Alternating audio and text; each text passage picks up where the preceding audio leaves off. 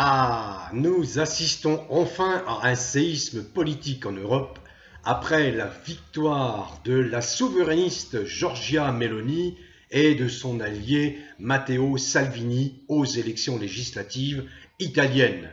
Ah, les mondialistes et les pseudo-humanistes français qui ont fait la démonstration au cours des élections qui se sont déroulées en France de leur incapacité à être à la hauteur de ce qu'ils prétendent, ah ben ces humanistes, ces mondialistes macroniens, macronistes s'égosillent.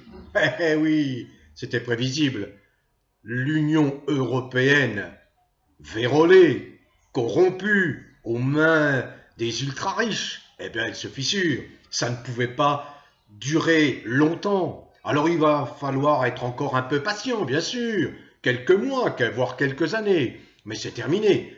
Cette Union européenne, qui est une construction des États-Unis pour contrer, abattre toute autre forme de puissance sur la planète, quand je dis toute autre forme de puissance étatique comme la Chine ou la Russie, et on le voit bien en ce moment avec la Russie, eh bien c'est terminé. L'Union européenne, si vous voulez, c'est une passoire, c'est un assemblage qui ne correspond pas du tout aux aspirations des vrais européens. Il n'y a aucune Europe des peuples, il y a une Europe des riches. Donc là, on s'en aperçoit. Alors c'est sûr qu'à l'échelle des pays, la prise de conscience, elle est beaucoup plus longue. Il faut quelques décennies, mais elle est là, elle est bien là. Parce que Giorgia Meloni peut être comparée à nos souverainistes, à François Asselineau de l'UPR, à Florian Philippot, à Dupont-Aignan et à d'autres, peut-être que j'oublie. Euh, Quand j'écoute, si vous voulez, les arguments avancés par les uns et les autres, qui sont restés figés leurs pieds dans l'histoire, qui en sont encore au rapport de force dans les années 30 avec un Mussolini, mais ils sont totalement dépassés. Ah ben non, mais eux, leur préoccupation, elle est bien plus de protéger les tenants de la théorie du genre, vous savez, qui nie le fait qu'il y ait de genre humain. Ah non, mais là, vous savez, c'est ça leur combat principal. Ces partis dits de gauche qui s'entre-déchirent, notamment à la sein d'une NUPES qui n'a, allez, on va dire de gauche que l'apparence. Ce sont des faux opposants. Alors quand je vois leurs arguments pour contrer Madame Mélanie, ben, ça me fait doucement rigoler, parce que eux ont vraiment montré, ont fait la démonstration de leur totale incapacité. Et puis on les voit maintenant englués dans des affaires de mœurs, etc., etc. Enfin, tout ça, c'est pas très joli. Ça ne renforce pas leur crédibilité. On voit bien qu'ils ont été des complices de Macron. Ils ont emboîté le pas de Macron à propos d'une certaine crise. À propos du port de ce que vous savez, de la muselière, enfin bref, l'indigence argumentaire des politiciens de gauche qui s'offusquent, qui poussent des cris d'orfraie face à l'élection de Madame Meloni en Italie, eh bien cette indigence le dispute à leur inutilité crasse. Ce sont, je l'ai dit maintes et maintes fois, des intellectualistes totalement inefficients, totalement inefficaces, incapables, je vais vous dire, de planter un clou dans un morceau de bois, de se saisir d'un marteau. Ce sont des incapables. C'est une fausse opposition, c'est une inutilité en France en tant que collabo zélé d'un Macron. Oui, je parle tous les partis politiques sans exception, ceux qui siègent à l'Assemblée et que j'ai soutenu pour certains, et bien mal m'en a pris, parce que je regrette beaucoup d'avoir soutenu la France Insoumise, par exemple, parce que je pensais sincèrement qu'ils avaient de bonnes idées. Mais non, tout ça, c'est un affichage, c'est une vitrine pour attirer le client. Donc je dis une chose, ces gens-là, leur inutilité en tant que collabos zélés d'un Macron dont ils n'ont cessé de lécher les bottes, trompant leur électorat populaire en se prétendant de l'opposition. Mais c'est pas mieux à droite. Quand vous voyez les Républicains, c'est lamentable. C'est la schlag, la sécurité hyper sécuritaire. Regardez les propos tenus par les uns et les autres, notamment un Ciotti, vous savez, qui est le fer de lance de la schlag, etc. Voilà, c'est eux, ils veulent une France qui marche au pas, penche bien pétainiste. Ils s'inspirent de Pétain. Alors bon, eh bien Giorgia Meloni sera donc la prochaine chef du gouvernement en Italie, et c'est une première dans la péninsule, patrie de Verdi, cet immense compositeur. Et ce qui me plaît beaucoup, mon propos ne sera pas très long ce matin, ce qui me plaît beaucoup, parce que c'est un de mes combats, mais je ne suis pas le seul, hein. Vous savez que je me bats pour la nature, le respect de la nature, le respect des lois naturelles. Et vous saviez que depuis les fumeuses théories d'un fou qui s'appelle Kinsey dans les années 1950, eh bien voilà qu'il n'y a plus de genre, hein. Il n'y a plus de genre, bien sûr. Et puis les homosexuels revendiquent la paternité. Ah bon? Mais ils font un choix. On peut respecter leur choix au demeurant. Ils veulent rester ensemble, homme ou femme. Eh bien, ils ne peuvent pas procréer. Et voilà.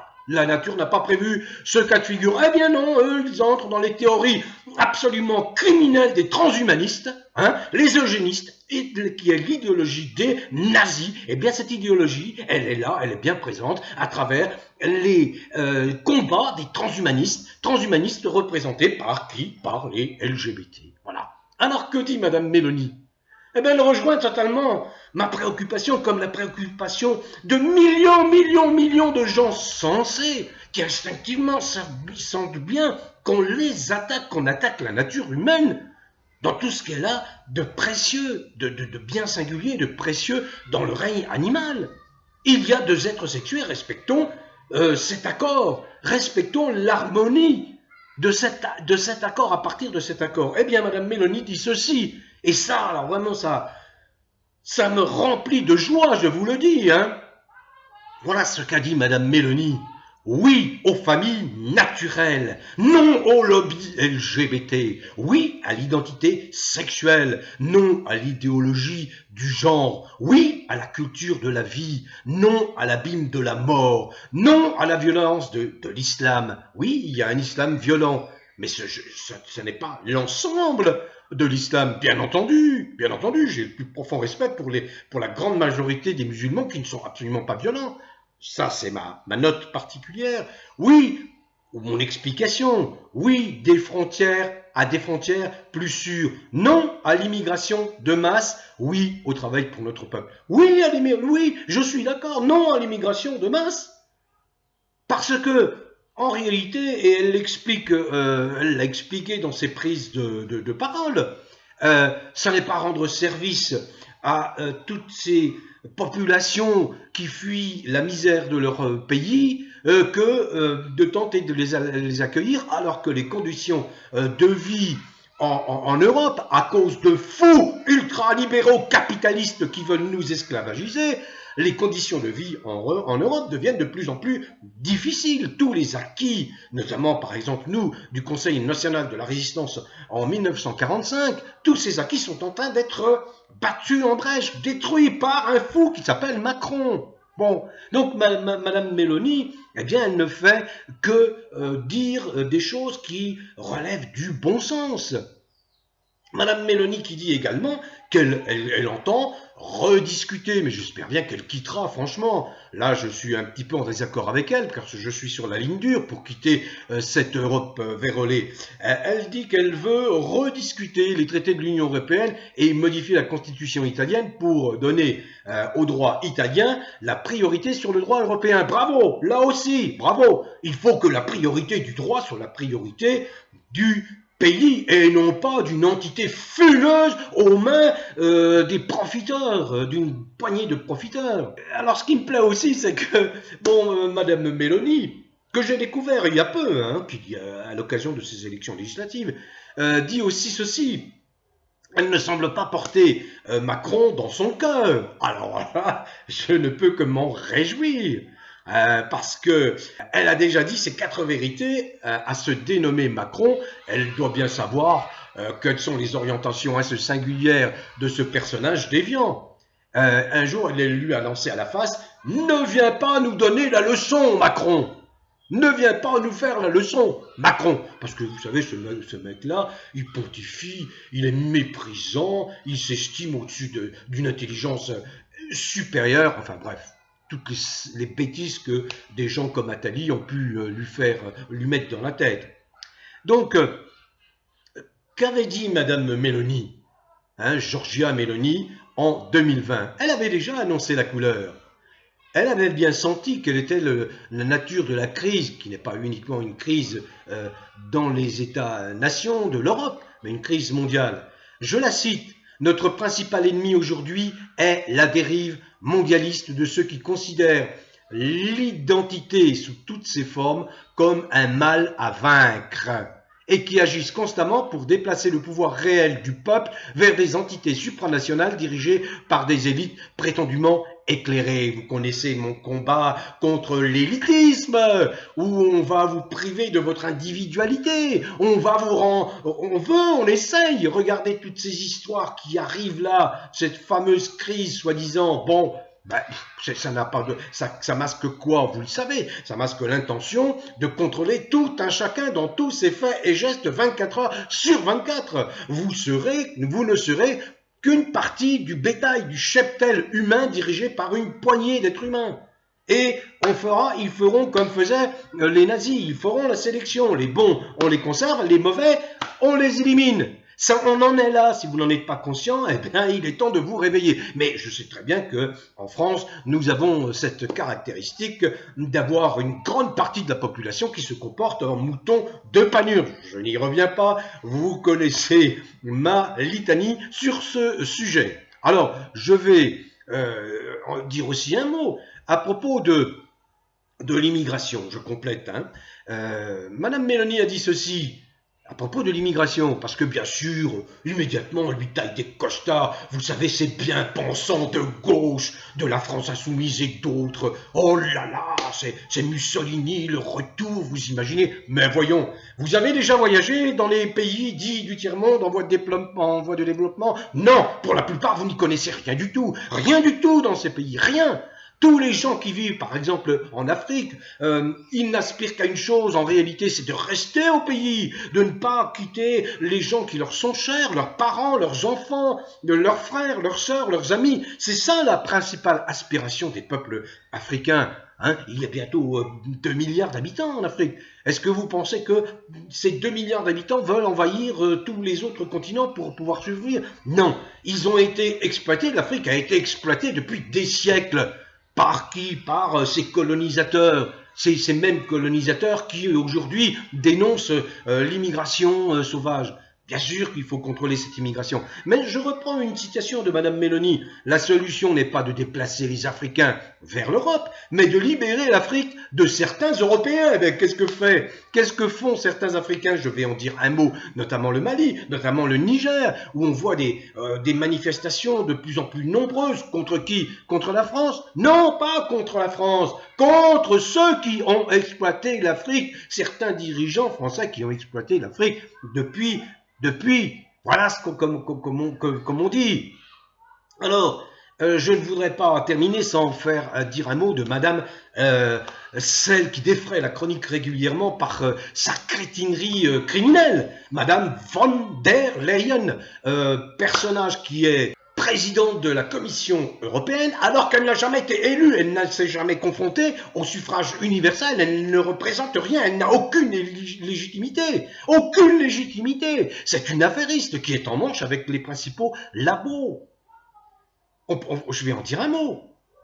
Et donc cette Madame van der Leyen qui se prend pour l'impératrice de l'Union européenne, avant même les élections, a expliqué ceci, a lancé à la face des Italiens, les méprisant notoirement, eh bien, elle a dit ceci: si les choses vont vers une direction difficile, c'est-à-dire si, effectivement, les résultats sont ce qu'ils sont aujourd'hui, nous avons les outils. Quels outils? Quel genre de menace? Est-ce qu'on peut accepter d'être menacé de cette façon par une personne qui est une affairiste, qui est en conflit d'intérêts en permanence, qui ne sert que les intérêts de l'industrie pharmaceutique et autres?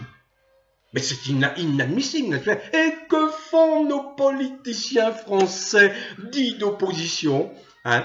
Eh bien, ils se chamaillent entre eux, et puis surtout, ils ne veulent pas déplaire au prince, et puis il faut surtout défendre les transgenres, parce que parmi eux, il y a une quantité de transgenres, alors il faut les flatter dans le sens du poil, et puis il y a les féministes qui la ramènent, les féministes qui sont partis en guerre, non pas pour défendre les intérêts des femmes, tout à fait légitimes, les droits sociaux, non, non, non, elles sont en guerre contre les mecs, contre les hommes, et ça, ce n'est pas une découverte qui date d'hier, hein. Là, depuis longtemps, on comprend bien ça. Ce sont des personnes qui sont du sexe féminin et qui ne supportent pas la masculinité, c'est tout. Alors il faut éradiquer, voilà, les mecs. Je vous renvoie à une pièce grecque qui s'appelle Lysistrata, où des femmes avaient fait la grève de leurs hommes. Ça n'a pas tenu très longtemps, parce que heureusement, le phénomène féministe est extrêmement marginal chez les femmes, extrêmement. Je rends hommage à toutes les femmes, les vraies femmes qui sont pétries de bon sens, qui savent bien que nous sommes complémentaires,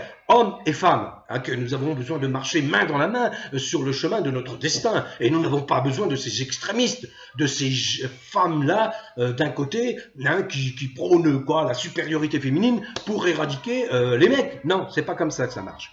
Alors, quand je vois que cette von der Leyen, hein, président de la Commission européenne, s'est exprimé devant les Nations Unies, a tenu des propos qui ont, alors là, soulevé une colère, c'est tout à fait normal, colère de la droite italienne. C'est tout à fait normal, on ne s'ingère pas dans un processus électoral d'un pays dans lequel on n'a pas à intervenir. Absolument pas intervenir, d'autant que, je le répète, elle n'a absolument aucune légitimité, aucune. Elle a proféré des menaces à peine voilées. Non mais de quel droit? De quel droit? Qu'est-ce qu'elle est? Tout ça en avançant le fait qu'elle disposait, vous voyez, de moyens de rétorsion contre les vilains Italiens qui, si, au cas où ils voteraient mal, eh bien ces vilains Italiens sont montrés du doigt par la gauche française, ces vilains Italiens qui ont porté Madame Meloni. Eh ben, ils oublient ces gens de gauche, ces bien-pensants de gauche, les intellectualistes de gauche qui n'y entendent rien à rien. Ils n'y entendent rien à la souffrance des gens. Parce que la plupart des gens qui sont à gauche aujourd'hui, ce sont les protégés. Et parallèlement, je découvre par exemple que le président Poutine, contrairement à Macron, a octroyé la nationalité russe à Edward Snowden. C'est lui qui a révélé l'étendue des opérations de surveillance secrète de la NSA. Il a 39 ans et il a fui les États-Unis et il a obtenu l'asile en Russie. Et nous sommes même pas capables d'accueillir Julian Assange. C'est une honte. Et que fait la gauche par rapport à ça? Rien. Elle se tait. Ah non. La gauche maintenant, elle est installée dans le confort de ses dizaines d'élus dans une assemblée nationale où, avec d'autres groupes, elle détient le pouvoir, mais elle se garde bien de se saisir de ce pouvoir pour renverser Macron en demandant sa destitution, alors que c'est ce qu'il faut faire. Il n'y a pas d'autre solution, faut le destituer. Et j'espère bien que l'affaire Brichel prendra le tour qui convient pour donner l'argument massu qui déterminera les hésitants à se servir de cet article 68 de la Constitution qui permet de destituer pour manquement grave un président de la République qui n'est absolument pas représentatif, qui salit les institutions. Alors je voudrais dire aussi un mot d'une actrice comédienne que j'adore, c'est une Espagnole, c'est Victoria Abril, qui avait déjà pris des positions tout à fait favorables aux gens qui luttent partout dans son pays ou en France, hein, et qui a dénoncé ce que je dénonce depuis fort longtemps, et dont je ne peux pas parler ouvertement ici, sous peine d'être censuré. Mais elle a défendu, Victoria Abril, une position très claire par rapport à tous ces mensonges qui circulent depuis 2 ans. Également, je vais mettre dans le descriptif une intervention musclée d'un député européen contre la dictature de l'Union européenne. Et puis surtout, l'intervention à l'ONU du Premier ministre malien qui s'en est pris violemment à Macron et qui a bien précisé qu'il ne s'en prend pas au peuple français. Bravo, monsieur. Enfin, deux autres petites informations. Une autre information, c'est que je vois que j'apprends que très officiellement, eh bien, le Canada a levé toutes les exigences frontalières à propos d'une certaine crise et que tous les voyageurs peuvent désormais circuler librement, sans masque, dans les avions et dans les trains. Après l'annonce de M.